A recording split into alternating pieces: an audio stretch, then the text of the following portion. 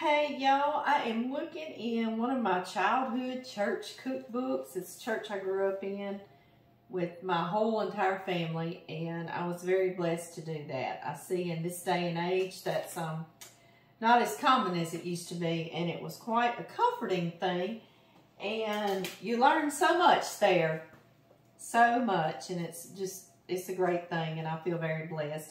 And my Aunt Evelyn, no matter where you went, family reunion, and I stayed at her house so much, I called her Granny too, because she was my great Aunt Evelyn. My cousins I would stay with that were my age, Charlene and Wendy, hey, and their mama, Nancy, was my daddy's first cousin. Have I confused y'all? So she was my second cousin, and so she was more like my aunt because she's close to my daddy's age. And so, anyway, she would let me tag along with them all the time. Charlene and I always wanted to be together and more like sisters. And so I called my great Aunt Evelyn Granny half the time too. And she always made these copper pennies. And if you don't know what they are, they're carrots in a marinated. They're marinated carrots or a little carrot salad. And they're so very good. And they are a nice little bright note to anything you're having. I'm putting them on our Easter table this year, but anything you eat, even like fried fish, it's a good little bright note to eat with it. So I want to share these with y'all. It's classic. I'm talking about a classic recipe. So I got out my cookbook, and church cookbooks are some of the best cookbooks around. They truly are. They've got all the good recipes in them. They sure do. First thing I need is 2 pounds of carrots, and that's in this bag. I got real fortunate. It says 2 pounds, okay? So that's what I'm going to do. What I'm going to do is peel them because, you know, they came straight out of the ground, so they have dirt on them. And then I'm going to wash them, and I'll get back over here, and we will slice them. I'm not going to make y'all be here when I slice 2 pounds of carrots, but I'll let y'all know about how many cups that makes. So, if you don't have a bag that says 2 pounds, you can maybe go by about how many cups or so, okay? So I'm going to give you that. And don't worry about this recipe because I'll put it under the title and into the description box. Facebook and YouTube, you'll be able to find that. So don't worry about trying to write it down unless you like me. I like that. I like watching a video of someone cooking, and when they say how much, that's when I write it down. That's the way I learned, and I like that. With my pad and a pencil or pen, and I'm just a writing, so I like to do that. So if you like to do that, you just do that as well. I'll let you know how many cups to write down. I'm going to continue to do this, and I've got to chop a bell pepper and an onion.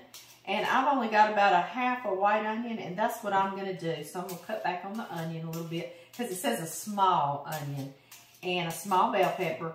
And something that Aunt Evelyn didn't do, but I've had before, is some celery chopped in it as well. And that's very, very good. So I'm going to get all this stuff washed, and we'll get this chopped up, and we'll put this together.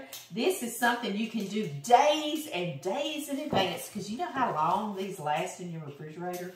Weeks. Like I have seen recipes say up to 6 weeks. I mean, so that is fabulous. So let me get all this cleaned up, and I'll see y'all back very shortly. I washed my carrots. Now I've cut off the tip ends of them. And yes, my chickens will get all of the shavings and the tip ends. Now I'm just going to chop them, or slice them, I should say. Get me a wider, broader blade is what I'm going to do, guys. And I'm going to slice them thin, right? I know, it's just up to you.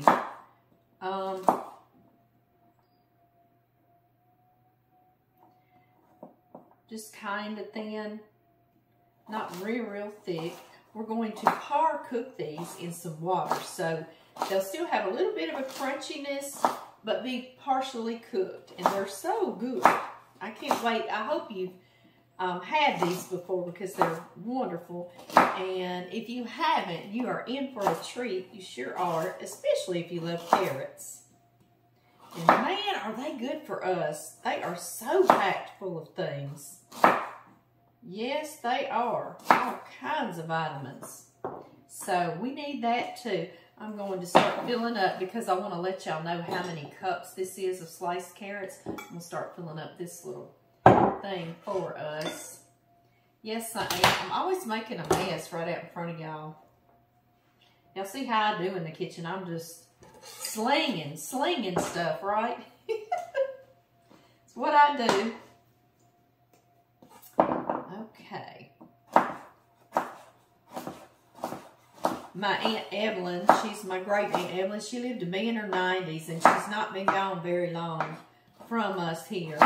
And she was a very, very sweet soul to be around. She was my grandmother, my daddy's mother's sister. And they were very much alike. They were one of several sisters. And they all liked to get around the piano and play the piano and sing. And they were a very close bunch. They grew up in Hebert, Louisiana. That is our family, is the Bears. And you know, if you get over here in the country, we say Hebert. We take Bear and we call it Hebert. It's just what we do. Nobody means anything bad about it. It's just how we talk, right? And so anyway, yeah, they grew up in Hebert, Louisiana. There's still a lot of things there. Their uncle, Cicero Hebert, he actually opened the post office there. And of course, that's why it's called Hebert, Louisiana. And that little post office building is still there. And with a little store in it. And man, wouldn't that be fabulous to have it? I know. And until just a few years ago, their home they grew up in was still standing on Lake Lafourche. And that was my dream, you know, is to have the money to go buy it and keep it and preserve it. But sometimes things just don't happen for us. And somebody tore it down and they've got a double wide up there. The American dream. They tore down the old home and put up a double wide, right? That's us. So anyway, I don't have to dream for that anymore, but it's, we do have a piece of the property left down there, and we'll camp down there and fish. It's great fishing on that lake. It certainly is. And so we're thankful for that anyway. We are. We would take our boys when they were little constantly, my mama and daddy, and us and our Blake and Tyler, we would all go fishing and camping all weekend. One weekend we fished for white perch down there, and it was in April. It was about this time of the year. And it may have even been Easter weekend, because the Easter Bunny would bring baskets down there to him. Sure would. He would follow us. He knew we were down there camping. But we caught 160 white perch in one day down there. Oh my goodness. You could put out 8 lines with 8 hooks, and you'd bring in 8 white perch at one time. And I've got to tell y'all this story. I know I'm chopping. It's a cute little story. Well, it was to us anyway. We were fishing all day, and we had figured out how to fish, because it was a combination. Those little white perch they like you to be a certain amount deep, and then they liked you to. We had gone into Cat Island Grocery, and the girl in there said, we said, yeah, we're coming. They knew us that we would come on a lot of weekends and fish and camp. And they said, be sure and tip a jig with a shiner. And we thought, okay, because we had jigs, you know, we would get shiners, but you had to do both of them together. And that's what the white perch were biting that weekend or that time. And so we did. We had our jigs and we had our shiners. And we would tip that jig with a shiner. So you had a jig with a shiner on it. And those white perch were tearing it up. I'm talking about, the boys said that was the best weekend ever. I mean, they loved it. We couldn't catch fish fast enough. I mean, you couldn't breathe. It was just fantastic. It was great. You couldn't even have time to take a drink of anything. You know, you were just fishing. So you literally had to not put your pole in to not catch a fish. So it was great. Well, there was this semi-elderly black man. He had his little granddaughter with him, and she looked to be like 8 or so, or 9. Well, it had gotten hot up in the day, and he had come around us fishing. Of course, we said hi, you know, and they were fishing. Well, I noticed they weren't catching a thing, and we were just rolling them in, you know. I mean, it was crazy. And so they said, you know, y'all doing good? We're like, yeah, you know. And of course, my son, John Tyler, if anybody came by, he was little. And if they said, y'all catching anything? Well, he didn't know the code of fishermen. You know, be like, no, 1 or 2. You know, you kind of downplay it. You know how fishermen do. And so he would tell everybody, yeah, we've got 80. We've got this. We've got that. You know, he was just being all truthful. So my husband, John, he said, son, one time they left, my daddy gets tickled about this, and my daddy would tell that story. He was in the boat too. He's like, son, we got to have a talk. Something along the lines of, this ain't Sunday school, and the fishermen don't tell everybody what they're catching and where they're catching them like that. So Tyler was like, oh, you know, he was young. He didn't know any better. So then somebody come by, and Tyler's like me. He's very sarcastic, like my daddy, like Blake. We all live on sarcasm. And he'd say, no, we ain't caught one. You know, he was like the total opposite when somebody else come back by. So that was funny. His little lesson, he had to learn about fisherman talk that day. But anyway, I watched this man. We all watched this man fishing.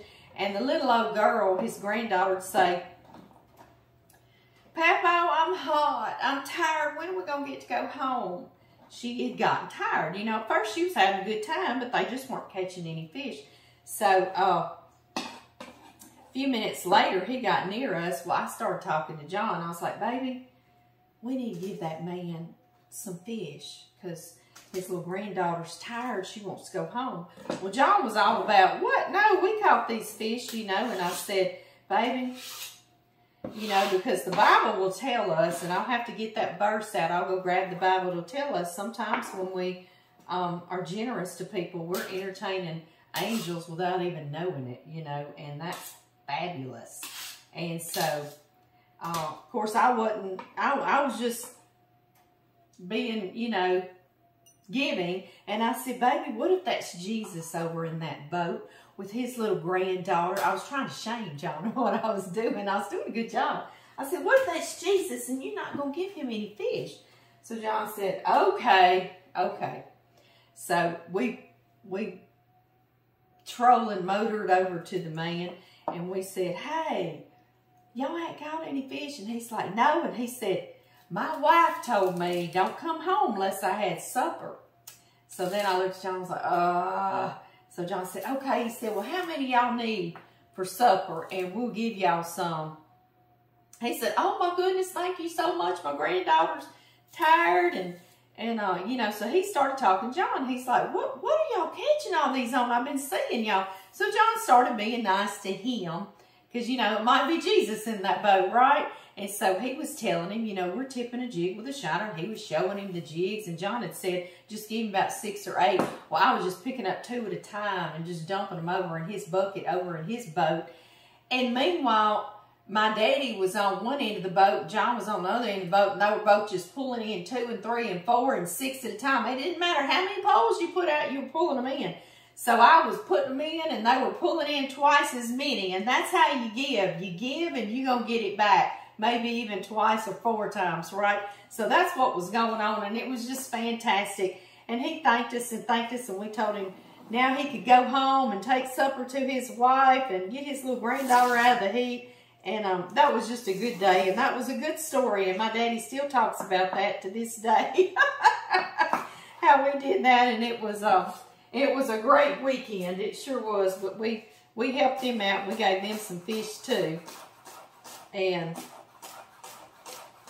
anyway, that's where they grew up. My grandmother and her sister Aunt Evelyn.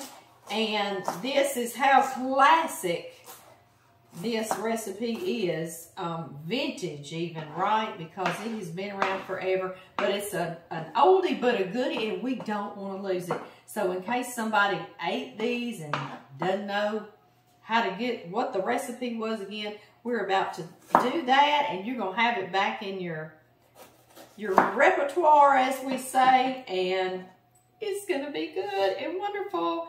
And like I say, it's a very bright little thing. They're almost like sweet and sour carrots marinated, and they're so very good. So I am tickled, tickled, tickled. I'm going to keep on chopping. I'm going to finish this little bell pepper, and I'm going to finish my onion. And then we're going to move on to the next step. It doesn't take a whole lot at all. Just a little bit of chopping and we'll get it together. And it's so worth it because, like I say, it lasts forever and a day. And I wanted to tell y'all it's about 4.5 to 5 cups of sliced carrots. And I got to put them over here because I'm going to eat all the profits up. So I'll see y'all back shortly. Now I have got all my veggies chopped. And honestly, I really mince mine. I like my Trinity. We call this the Trinity here in Louisiana. Celery, bell pepper, and onion. I really mince it finely. I just go over and over and over like that, okay? So that way you mostly get a bite of a carrot, and this is just flavorings in there. I think y'all get what I'm saying. I'm going to put these over by the stove. And we've got to get our carrots going. The 4.5 cups are going in. Get all of you in there to the party. I'm going to just cover them with water. Cold water. So they can all come up to a boil together. At the same time, water and carrots and about a teaspoon of salt so we can get a little bit of flavoring in there with them. I'm going to put these on the stove and I'm going to bring them to a boil. And when they come to a boil, I'm going to let them boil for 10 minutes, and then that's it. And then we're going to drain them because we don't want to get them overdone. We want to get them just done. Okay, y'all, I put the Trinity all together in here as one, right? Yeah. And then we have got to make our little marinade, and it is so simple, but it's so tasty. It is going to start with 1/2 cup of cooking oil. And that's what the recipe says, cooking oil, okay? So you use whatever you want to. I have some veggie oil right now, so I'm going to put 1/2 cup. If I can read 1/2 cup. Yes. And then while I have my measuring cup out here, I'm also going to need 1/2 cup of vinegar. So the same amount of vinegar. White vinegar. I would imagine some apple cider vinegar. That might be pretty good too, but I really like the white in here. It really needs to have that tang. That tang, you know what I mean? All right, y'all, our carrots just came up to a boil, so I put them on for 10 minutes so we won't overdo them. And into our oil and vinegar, we're going to put 3/4 cup of white sugar. And a couple of tablespoons, or 1 tablespoon of Worcestershire sauce. Or however you say this, right? Our friends, Chance and Brittany, call it rooster sauce. I'm like, yeah, let's just call it rooster sauce. And that's got all kinds of flavor in it. And I'm going to put some black pepper. That's optional. You want to or not. We love it. And then into that, 1 10.5 ounce can of tomato soup. Right? I know. Just an unexpected ingredient, but I tell you, it's delicious. And I am going to get all of that out of there. So let me grab a spatula. A spatula. There we go. Every time I'm cooking with y'all, I decide to put on something with some big old floppy sleeves, don't I? But it's Easter time, and I just wanted to wear this shirt with the cross on it, so we'll just deal with some floppy sleeves, right, guys? Okay, got all of that. I am going to also put this on the stove, stir it together, and let it just get heated through, because all what we're really needing to do is melt that white sugar, right? So I'm going to stick it here. And while my carrots finish boiling, I'm just going to get this heated and get that sugar melted, and then we can put it all together. Okay, y'all, 10 minutes. I've got my strainer down in here in my sink, and I'm going to drain them.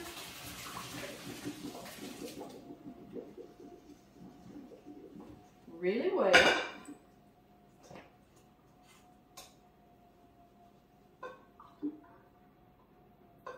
And we're going to put them right back in here.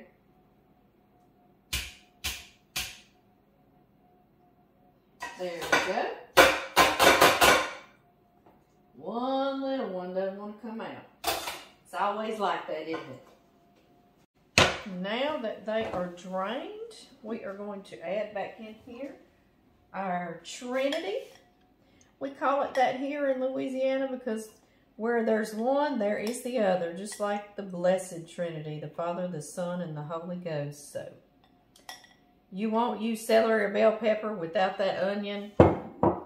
All three become one. Yes, they do. And into that, we are going to add our mixture. I just brought it to a boil and then turned it right off because that sugar was dissolved.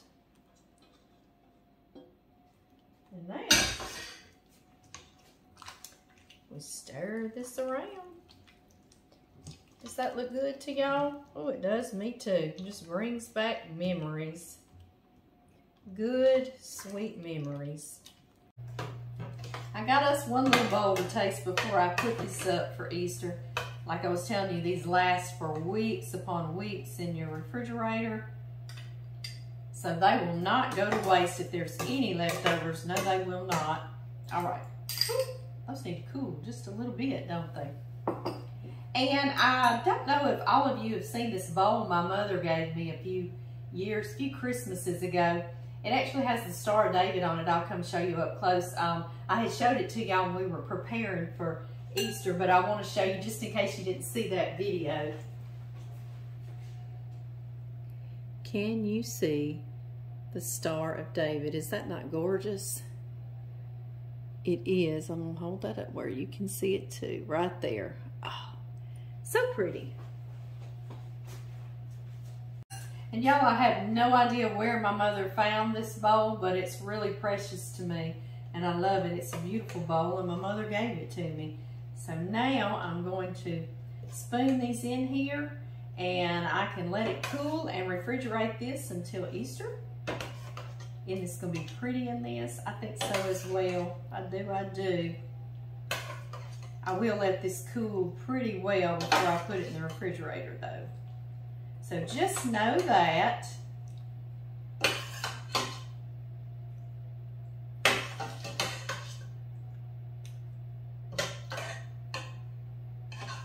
this amount of marinade is like a perfect amount too. It really, really is. I've seen it before. There's a ton of marinade left over, but Aunt Evelyn's little recipe is just right on the money.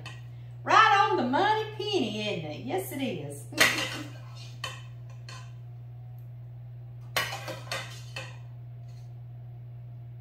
Okay, y'all. That's so tangy.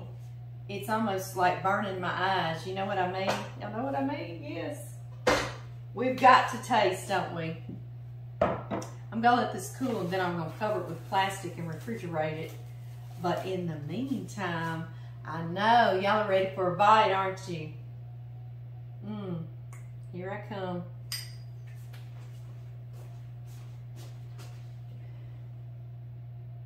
Do you see?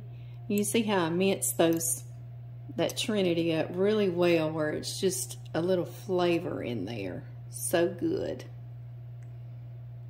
Okay, y'all. Y'all ready?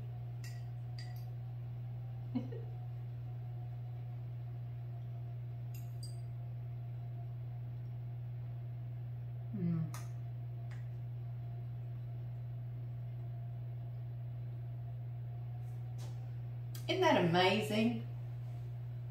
How you can eat a food or even smell a smell and go right back to where you were the first time you had it. This takes me right back to my comforting church, family church I grew up in, my Aunt Evelyn's table, family reunions, everything. So I hope to keep doing the same since I'm making it for our family.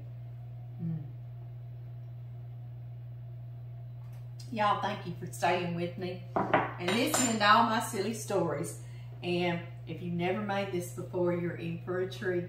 y'all have a happy Easter or a happy holiday even. It doesn't have to just be for Easter. And I'll see y'all next time. Bye-bye.